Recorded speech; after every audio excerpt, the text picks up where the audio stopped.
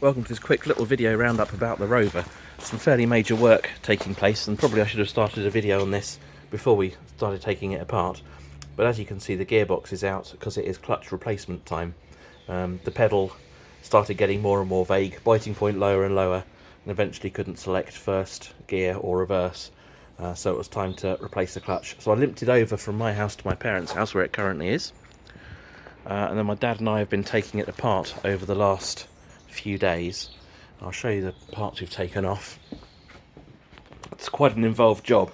To get the drive shafts out, it turned out to be much easier actually to remove the entire front suspension assemblies.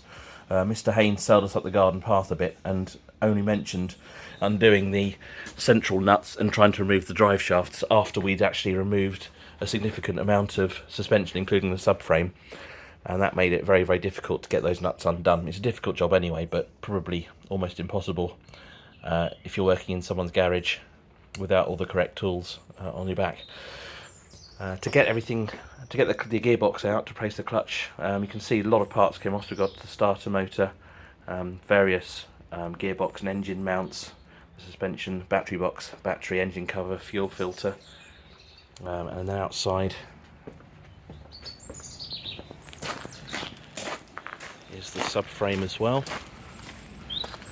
It's a big job getting the front subframe out, particularly past the exhaust pipe. That was the most difficult bit, but we got there in the end. It does also mean that now I can finally make sure that these bolts are up to torque, because I replaced the rear bushes for the front arms, the front control arms, with the subframe still in place, and that is also a horrible job, but easier with the subframe out. So I'll tighten those up and put a bit of rust protection on my subframe before it goes back in. So here is the mess of things under the bonnet. So engine covers off, starter motors out, and gearbox is thankfully missing. You can see the connector here from the slave cylinder, so that will get replaced as part of this works. And then underneath the cart,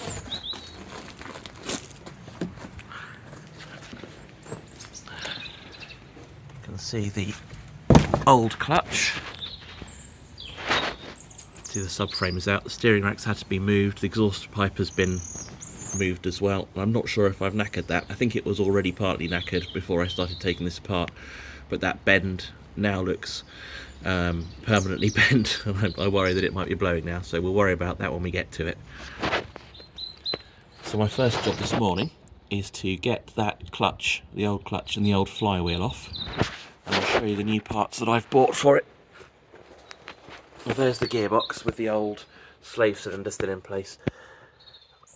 That release bearing is really graunchy as well. I hadn't noticed how bad that had got.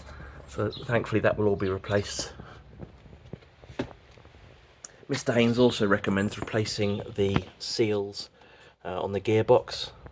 Apparently it's very easy to damage those when you take the drive shaft out. I'm actually possibly not going to bother doing that. These look fine.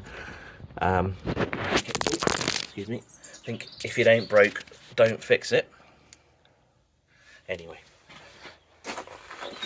here are the replacement parts. So these mostly came from DMGRS, the Rover specialist.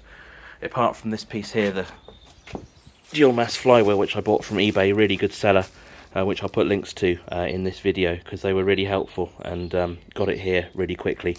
So new Valeo DMF. Gearbox seals in case I need them, but I probably won't bother replacing them this time.